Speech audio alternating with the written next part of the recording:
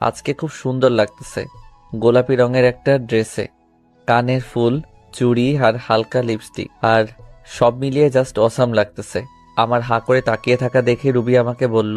কুত্তার মতো এভাবে তাকিয়ে আছিস কেন, শুয়োরের বাচ্চা? রুবির কথাটি সোজা গিয়ে আমার বুকে লাগলো। কি এক কপাল নিয়ে পৃথিবীতে এসেছি। নিজের বউয়ের দিকে তাকালেও গালি শুনতে হয়। ওই সময় শুধু চোখে পানি ছলছল করতেছে। আদিক্ষেতা না করে গাড়ি বের কর, কলেজে যাব। আমি আর কিছু না বলে গাড়ি বের করে রুবির জন্য অপেক্ষা করতে লাগলাম। কিছুক্ষণ পর রুবি আসলো। এরপর আমরা কলেজে চলে আসলাম। তুই গাড়ি পার্ক করে ক্লাসে চলে যা। যদি কোথাও যাস বা কারোর সাথে কথা বলিস তাহলে তোর অবস্থা খারাপ করে দিব। আমি শুধু মাথা নাড়ালাম। আমি খেয়াল করলাম ওর বান্ধবী ওকে বলতে লাগলো। রুবি, তুই সব সময় আরিফের সাথে এই রকম করিস কেন? ছেলেটা কত স্মার্ট আর খুব ভালো, তাহলে কেন সব সময় অবহেলা করিস? কেন খারাপ আচরণ করিস? আর বড় কথা, ও এখন তোর স্বামী, তবুও কেন ওর সাথে খারাপ ব্যবহার করিস? কিসের স্বামী? হ্যাঁ, আর তোকে আমি বলে রাখলাম কোনো দিনও আমাকে কিছু শেখাতে আসিস না। আর এত যদি দরদ হয় তাহলে তুই ও ছোট লোকটাকে বিয়ে করে নে, তাহলে আমি উদ্ধার হব। আমিও তো চাই, কিন্তু জানি ও তো তোকে ভালোবাসে। আমি হাজার চাইলেও আমার হবে না, জানি। ওইটা আমি ভালোভাবে জানি। আরিফ আমাকে ভালোবাসে তুই কিভাবে জানিস? তোকে যদি ভালোই না বাসতো তাহলে তোর এত অবহেলা সহ্য করতো না, তোর এত খারাপ আচরণ মুখ বুজে সহ্য করতো না। আফসোস, আরিফের মতো কেউই আমার জীবনে এলো না। ভালোবাসা না ছাই, ছোট লোকের আবার ভালোবাসা। এই বলে ওরা ক্লাসে চলে আসতে লাগলো। তাই আমি তাড়াতাড়ি করে ক্লাসে চলে আসলাম। রুবির কথাগুলোতে খুব কষ্ট পেলাম। এরপর ক্লাসগুলো শেষ করে চলে আসলাম বাড়িতে। এইভাবে কাটতে থাকে দিন। আর রুবির অবহেলা প্রতিনিয়ত সহ্য করতে হচ্ছে। ভালোবাসার মানুষটির অবহেলা কত কষ্টের তা যদি রুবি জানতো তাহলে আমাকে এইভাবে অবহেলা করতো না। বসে আছি নিজের রুমে, তখন রুবি আসলো আমার রুমে। আজকে সন্ধ্যায় আমার এক বান্ধবীর জন্মদিনের পার্টি আছে, আমার সাথে তুইও যাইবি, তাই তাড়াতাড়ি রেডি হয়ে নিস। যদি দেরি করিস তাহলে তোর কপালে খারাপই আছে। আমি শুধু মাথা নেড়ে হ্যাঁ সূচক উত্তর দিলাম। এরপর সন্ধ্যায় রেডি হয়ে গাড়ি নিয়ে বাইরে অপেক্ষা করতে লাগলাম। রুবি আসতেছে। আজকে ও খুব সুন্দর লাগতেছে, কিন্তু ওই সৌন্দর্য আর দেখা হলো না। নিজেকে থেকে মুখ ফিরিয়ে নিলাম। জানি আমাকে এভাবে তাকিয়ে থাকতে দেখলে আবার গালি দিবে। কি হয়েছে? গাড়ি চালাস না কেন? এই তো চালাইতেছি। আমাদের কে কোথায় যেতে হবে? চলতে থাক, আমি বলতেছি কোথায় যেতে হবে। ভেতরে গিয়ে এক জায়গায় বসে থাকবি, ওইখানে কেউ কিন্তু জানে না তুই আমার স্বামী, আর জানতেও যাতে না পারে, বুঝতে পারলি? আমি মাথা নাড়ালাম। ভিতরে চলে গেলাম। গিয়ে রুবি ওর বান্ধবীদের সাথে কথা বলছে। আমি একটা সিটে বসে ওকে দেখছি। এক পর্যায়ে জন্মদিনের কেক কাটা হলো। জন্মদিনের পার্টি বলে কথা, সেখানে দেখলাম রুবির বান্ধবী সবাই মিলে ড্রিঙ্কস করছে। কিন্তু এ কি, রুবি তো এসব খায় না। আমি দেখলাম রুবিও ড্রিঙ্কস করছে। যাকগে, যা করার করুক, আমার কি। আমি আনমনে বসে আছি। বসে থাকতে থাকতে এক পর্যায়ে চোখ গেল রুবির দিকে। দেখছি রুবির সাথে একটা ছেলে ঢলাঢলি করছে। তা দেখে তো আমার মাথা পুরো গরম হয়ে গেল। রুবি প্রচুর ড্রিঙ্কস করায় কিছু বুঝতে পারছে না। ছেলেটা দেখছি রুবির সাথে খারাপ কিছু করার চেষ্টা করছে। চলে গেলাম ওর কাছে, গিয়ে সোজা রুবির গালে একটা থাপ্পড়। এরপর আমি গিয়ে ছেলেটিকে ইচ্ছা মতো মারতে লাগলাম। শালা, আমার বউয়ের দিকে খারাপ দৃষ্টিতে তাকাচ্ছিস? মারতে মারতে প্রায় ছেলেটিকে আধামরা করে ফেলি। তখনই রুবির বান্ধবী, যার আজ জন্মদিন, সে এসে আমাকে আটকায়, বলে, ভাইয়া সরি, আমার ভাই এই রকম কাজ করবে আমি তা জানতাম না, ভাইয়া ক্ষমা করে দিন। এরপর ছেলেটির মুখ টিপে ধরে বলতে লাগলাম, তোর ভাগ্য ভালো, তোকে ছেড়ে দিলাম। আর শুনে রাখ, রুবি আমার, শুধুই আমার। ওর দিকে যে চোখ তুলে তাকাবে আমি ওর চোখ উপড়ে ফেলবো। Mind it. রুবি কিছু বলছে না, হয়তো বেশি ড্রিঙ্কস করার কারণে এইরকম হয়েছে। তাই আমি রুবিকে কোলে তুলে নিয়ে নিচে চলে আসলাম, আর সবাই আমাদের দিকে তাকিয়ে আছে।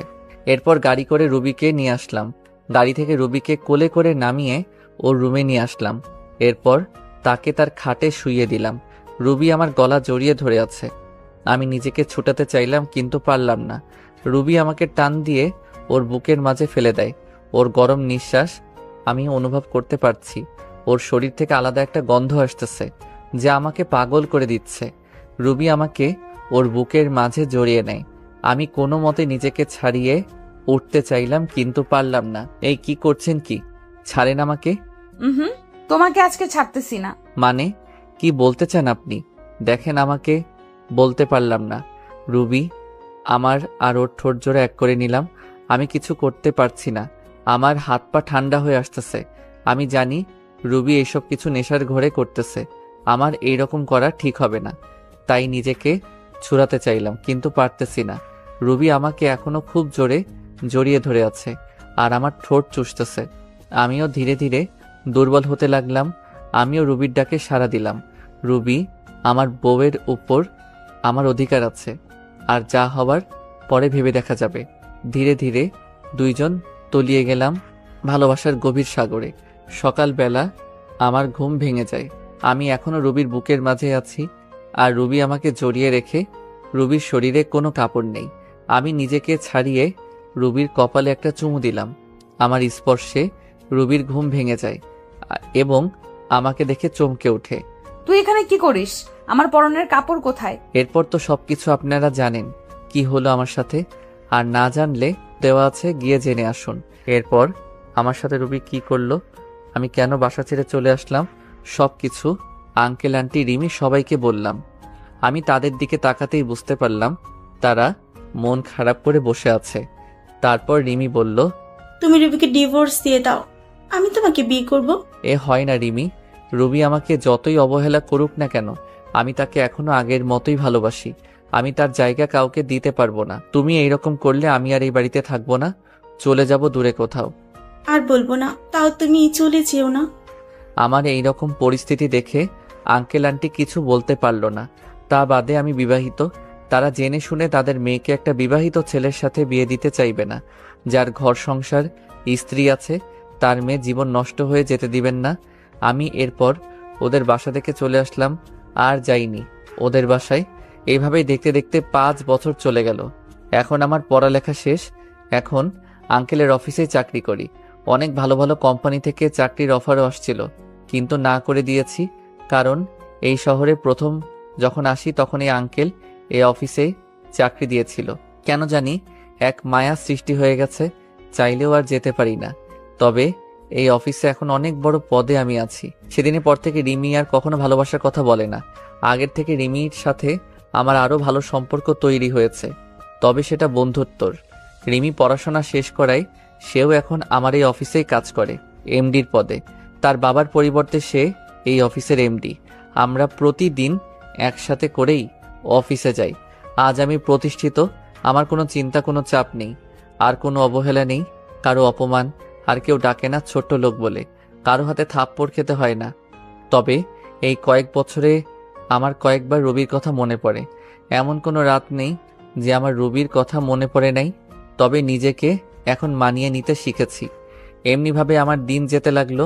একদিন আঙ্কেল অফিসের সবাইকে এক জায়গায় করলেন আর বলতে লাগলেন, এবার আমরা একটা বড় ধরনের প্রজেক্ট পেয়েছি, প্রায় 2 কোটি টাকার। তাই এই কাজটা আমি আরিফকে দিতে চাই। আরিফ, তুমি কালকে বেরিয়ে পড়ো। প্রজেক্টের কাজটা ঢাকায়। ঢাকা কথাটা শুনে আমার মাথা ধরে গেল।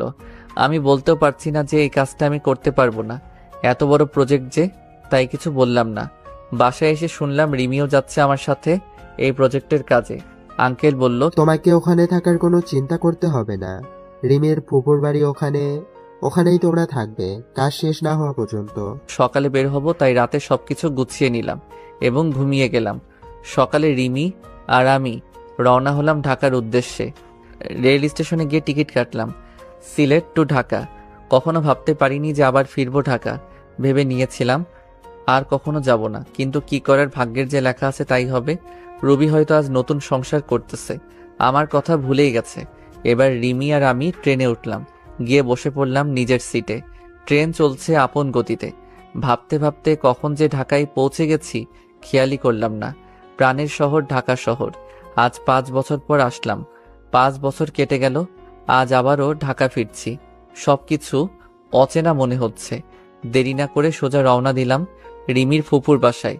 আমাকে দেখে চিনতে পারিনি, আর চিনবেই বা কি করে। আমার পাশে রিমির দিকে তাকিয়ে দৌড়ে চলে আসলো রিমির কাছে। রিমিকে ধরে বলল, মা, তুমি যে আসবে আমি কখনোই কল্পনা করতে পারিনি। সেই ছোট্টবেলায় এসেছিলি, আর তো একবারও আসিসনি। আমাদের কথা মনে পড়ে না বুঝি? যা ফ্রেশ হয়ে আসো, আমি খাবার বেড়ে দিচ্ছি। আর হ্যাঁ, তোর পাশের ছেলেটা কে রে? ও আমাদের অফিসে কাজ করে, আর আমরা অফিসের একটা প্রজেক্টের জন্য এখানে এসেছি। ফ্রেশ হয়ে সবার সাথে দুপুরের খাবারটা খেয়ে শুয়ে আছি। এমন সময় রিমি এসে বলল, বিকেলে ফ্রি আছো? জবাবে হ্যাঁ অবশ্যই, তাছাড়া এখন তো আমার কোনো কাজ নেই, ফ্রি তো থাকবই। বলছিলাম কি ফুপু, বিকালে একটু ডাক্তারের কাছে যাবে? একা একা যাবে না, তাই আমাকে নিতে চাচ্ছে আমার সাথে, যদিও তুমিও যাও।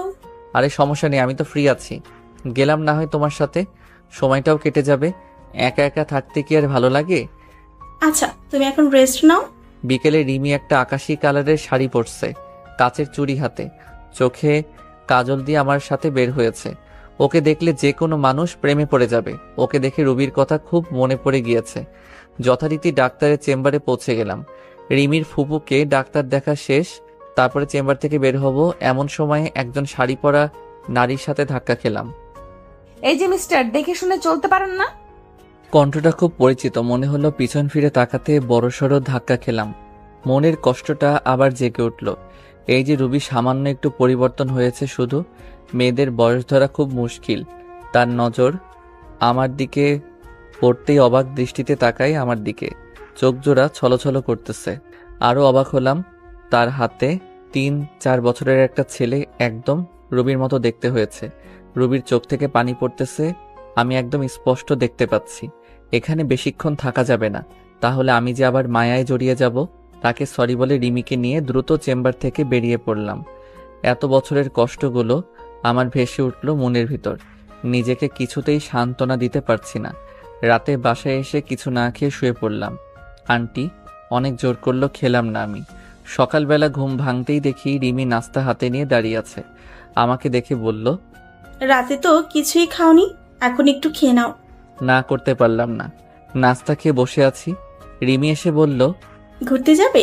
একটু বাইরে থেকে ঘুরে আসি, তোমার মন ভালো হয়ে যাবে। অনিচ্ছা সত্ত্বেও রাজি হলাম। রিমিকে নিয়ে একটা নদীর ধারে বসে আছি। গাছপালা সমৃদ্ধ এই নদীর ধার। একটু ঘোরাঘুরি করে রাস্তা দিয়ে বাসায় যাচ্ছিলাম। রিমিও সাথে আছে। মেয়েটা খুব ভালো, আমাকে আপন মনে করে, এখন হয়তো ভালোবাসে আমাকে। কিন্তু সেদিনের ঘটনার পর থেকে আর কিছু বলে না, হয়তো ভয় বলে না। আমি চলে যাব বলেছিলাম, এমনই ভাবে হাঁটছি। কেমন আছো আরিফ? পিছনে তাকাতেই দেখি রবি। কে আপনি, আর কি চাই? আপনি করে বলছো? ধুর, আমি আপনাকে চিনি নাকি? এমন ভাবে বলছো মনে হয় যেন আমাদের কখনোই দেখা হয়নি। দেখুন, আমাকে বিরক্ত না করলে খুশি হব। রিমিকে আমার পাশে দেখে বলল, তোমার বউকে তোমার সাথে খুব মানিয়েছে। একথা বলাতেই আমার মেজাজটাই বিগড়ে গেল। মন চাচ্ছে কষে দুটো থাপ্পড় দিয়ে বলি, তোর কারণে, শুধু তোর কারণে ভুল বোঝার জন্য আমার জীবনটা নরকে পরিণত হয়েছে। পাবলিক প্লেস, এজন্য কিছু বলি নাই। রিমিকে নিয়ে সাথে সাথে ওই স্থান ত্যাগ করলাম। যাওয়ার সময় দেখতে পেলাম রুবির চোখগুলো ফুলে গেছে। তাতে আমার কি? আমি বারো কি হই, আমার কোনো যায় আসে না। ও মরুক আর বাঁচুক, আই ডোন্ট কেয়ার। কথা বলতে খুব কষ্ট হচ্ছিল, তারপরে বললাম, আমার সাথে কেন এরকম হচ্ছে? কেন পুরনো স্মৃতিগুলো আবার চোখের সামনে আসছে? আমি নতুন জীবন চেয়েছি, কেন আবার পিছুটান আমাকে আটকাচ্ছে? এসব ভাবতে ভাবতে বাড়ি চলে আসলাম। এসে শুয়ে পড়লাম আর ভাবতে থাকলাম রুবির কথা। কিছুই ভালো লাগছিল না। রুবির সাথে দেখা হয়ে আমার জীবনটা আগের মতো হয়ে গেল। খালি রুবির কথাই চিন্তা করছি। পরক্ষণে মনে হলো রুবি তো স্বামী, সংসার, ছেলে সব আছে, তাহলে কেন শুধু শুধু চিন্তা করছি? শত হলেও আমার প্রথম ভালোবাসা রুবি, ভুলে কি থাকা যায়? রুবির কথাগুলো ভাবতেছি, স্বার্থপরের মতো আমাকে একা করে দিল। বিনা দোষে আজ আমি নিঃসঙ্গ। হয়তো এটাই নিয়তি, আমার নিষ্ঠুর ভালোবাসা। সন্ধ্যায় বের হয়ে গেছি, অনেক রাতে বাসায় ফিরলাম। কলিং বেল বাজাতেই রিমি দরজা খুলে দিল। মনে হয় আমার অপেক্ষায় বসেছিল। একটা মেয়ে আমার খুব কেয়ার নিতেছে, আমার সেদিকে কোনো মনোযোগ নেই। আমার হৃদয়ে শুধু রুবিই থাকবে। এত রাতে বাইরে কি করছিলে? রাতে বাইরে থাকতে নেই, ফ্রেশ হয়ে এসো, আমি খাবার দিচ্ছি। আমি কিছুই বললাম না, চুপচাপ খাবার খেয়ে বিছানায় চলে এলাম। সকালে ঘুম থেকে উঠে ল্যাপটপটা হাতে নিয়ে দেখি একটা ইমেইল আসছে। সিন করতেই দেখি আমার ডিপার্টমেন্ট থেকে ইমেলটা এসেছে প্রজেক্টের কাজে। তাই রিমিকে বললাম তাড়াতাড়ি রেডি হতে, অফিসে যেতে হবে। রেডি হয়ে অফিসে রওনা দিলাম দুজনে। ওখানে যে আমি পুরাই শক খেলাম। আমার অফিসের এক্সিকিউটিং অফিসার যে রুবি, সেটা দেখে তো আমার মাথা খারাপ হয়ে গেল। এর সাথেই তাহলে আমার প্রজেক্টটা কমপ্লিট করতে হবে। যেখানে বাঘের ভয় সেখানেই সন্ধ্যা হয়। তারপর সবার সাথে আমরা পরিচয় হয়ে নিলাম। তারপর গেলাম রুবির কাছে। রুবি আমাকে দেখে চোখ বড় বড় করে তাকিয়ে আছে। হয়তো ভাবছে আমি এখানে কি করতে আসব। তারপর রুবিকে বললাম, আমি হলাম আরিফ, আর আমার পাশে ও হচ্ছে নীলা। আমরা সিলেট থেকে এখানে আসছি এই প্রজেক্টের কাজে। ও আচ্ছা, সেই ব্যক্তিরা তাহলে আপনারা? হুম। এরপর কিছু কথা বলে চলে আসলাম। দুপুরে কাজ শেষে আমার ডেস্কে বসে আছি। এমন সময় একটা বাচ্চা ছেলের আনাগোনা দেখলাম। আরে, এই তো সেই ছেলে যাকে রুবির সাথে আমি দেখেছি। আমি ডাক দিতে আমার কাছে আসলো। তোমার নাম কি বাবা? এখানে তুমি কার কাছে এসেছো? কেন? আম্মুর সাথে। আম্মু আমাকে প্রতিদিন এখানে নিয়ে আসে। তোমার আম্মুর নাম কি? রবি আক্তার। বুকটা ধক করে উঠল। তাহলে এটা রুবির সন্তান। চোখে জল এসে গেল। যদি সবকিছু ঠিক থাকতো তাহলে ছেলেটা আমার হতো। ছেলেকে কোলে নিয়ে একটা পাপ্পি দিলাম। আঙ্কেল, আঙ্কেল, আপনি আমাকে আদর করেন কেন? আপনাকে তো আমি চিনি না। মা বলেছে অপরিচিত কালো কাছে না দিতে। আজ থেকে আমরা বন্ধু। বলো মানুষ আবার বন্ধু হয় নাকি? হয় বাবা, হয়। আচ্ছা ঠিক, এখন আম্মুর কাছে যাই। আম্মু না হয় বকা দিবে। আচ্ছা যাও। রুবির কাছে রোহান যেয়ে বলল, আম্মু, আম্মু, আজ একটা লোক আমাকে খুব আদর করেছে আর বলেছে আমি নাকি তার বন্ধু। ও তাই বুঝি আমার সোনা বাবু? জানো আম্মু, লোকটা খুবই ভালো আর অনেক সুন্দর। সুন্দর মানুষকে সুন্দরী বলে বাবা। আম্মু, স্কুলে প্রতিদিন সবার বাবা আছে, তাদেরকে কত আদর করলে আমার বাবা লাগবে না আম্মু? ছেলের কথা শুনে আমার বুকটা ফেটে যাচ্ছে। আমার নিজের দোষে আজ সন্তানকে বাবা নামক বটগাছের ছায়া থেকে বঞ্চিত করেছি। কি হলো আম্মু, তুমি কাঁদতো কেন আম্মু? রুবি আর কিছু বলে ছেলেকে বুকের সাথে জড়িয়ে ধরলো। মনে মনে বলতে লাগলো, তোর বাবা যে আর কোনোদিন আসবে না। অফিস শেষে সিঁড়ি দিয়ে নামতেছি আমি আর রিমি। এমন সময় রুবিও নামতেছে। আমাকে দেখে অবাক দৃষ্টিতে তাকিয়ে আছে। আমি দেখেও না দেখার ভান করে নামতে লাগলাম। আমি তা জেলাস করার লক্ষ্যে রিমির সাথে হেসে খেলে কথা বলতেছি আর নামতেছি। পিছন ফিরে দেখি যে রুবির চোখ দিয়ে পানি পড়ছে আর শাড়ির আঁচল দিয়ে মুছছে। বারে, তাতে আমার কোনো যায় আসে না। স্বামী, সংসার, ছেলে নিয়ে তো ভালোই আছে। রাতে বাসায় ফিরে আসলাম। প্রতিদিনের মতো রিমি আন্টি আজও খাবার নিয়ে টেবিলে বসে আছে। আমাদের দেখে বলল, তোমরা ফ্রেশ হয়ে আসো, আমি খাবার দিচ্ছি। রাতে খাবার খেয়ে ঘুমের রাজ্যে হারিয়ে গেলাম। সকালে ঘুম ঘুম চোখে দেখি যে কেউ একজন ডাকছে। এই উঠো, অফিস যাবেন না? আমি চোখ খুলে দেখি যে রিমি দাঁড়িয়ে আছে। একটা আকাশি কালারের শাড়ি পরছে। শাড়িটাতে অনেক সুন্দর লাগছে। ও মনে হয় অফিস যাওয়ার জন্য একেবারে রেডি হয়ে আছে। আসলে অ্যালার্ম বাজে নাই তো আজকে, তাই একটু দেরি হয়ে গেছে। ওয়াশরুম থেকে ফ্রেশ হয়ে নিচে এলাম। দেখি যে আন্টি আর রিমি খাবার টেবিলে বসে আছে। আন্টির পরিবার শুধু, আর আন্টি আর কেউ নেই। মানে আঙ্কেল অফিসের কাজে বাহিরে গেছেন, আর তার ছেলে বিদেশি অফিসে চাকরি করে, তাই বিদেশে থাকে। তাই বাসায় এখন আন্টি ছাড়া আর কেউ নেই। আমিও নাস্তার টেবিলে বসে পড়লাম। খাবার শেষ করে রেডি হয়ে রিমিকে নিয়ে বের হলাম। রিমি নাকি আজ রিক্সা করে যাবে অফিসে, তাই একটা রিক্সা নিলাম। রাস্তায় দেখলাম রুবি গাড়ি করে অফিসে যাইতেছে। রেড সিগন্যালে গাড়িগুলো আটকে পড়ছে। আমাদের রিক্সা নিয়ে ওর গাড়ির সাথে দাঁড়ালাম। আমার সাথে রিমিকে দেখে মুখটা মলিন হয়ে যায়। শাড়ির আঁচল দিয়ে যে বারবার চোখ মুছছে তা আমার দৃষ্টি এড়ায়নি। রিমিকে নিয়ে সোজা অফিসে চলে আসলাম। অফিসে এসে দেখলাম রুবি আমার কেবিনের সামনে দাঁড়িয়ে আছে। তাই আমি রিমির সাথে হেসে হেসে কথা বলা শুরু করে দিলাম। আমিও ভাবতেছি একটু ঝাল না দিলে কি আর হয়। আমি সোজা রিমির গা ঘেঁষে বসে পড়ি আর হেসে হেসে কথা বলা শুরু করি। কথা বলছি আর রুবির দিকে তাকিয়ে দেখি একেবারে তেলে বেগুনে ফুলে উঠছে। ও রাগ করলে আমার কি? রাগ সামলাতে না পেরে বলল, এটা অফিস, কোনো রোম্যান্সের জায়গা নয়। রিমি দেখো না অফিসার ম্যাডাম কি বলে। আরিফ, তুমিও না। এ কথা বলে রুবিও চলে গেল। আমি ভেবে পাচ্ছি না রুবি আমায় দেখে ওরকম ব্যবহার করছে কেন। তার তো স্বামী আছে। আমিও একটু মজা দেখতে রুবির পিছে পিছে রুবি কেবিনের সামনে যেতেই শুনতে পেলাম, আম্মু, আম্মু, আগামীকাল স্কুলের স্যারেরা বলেছে আম্মু আব্বুকে নিয়ে যেতে। তুমি তো প্রতিবারই বলো আব্বুকে নিয়ে দাও না। রুবির ছেলের এরকম কথা শুনে আমার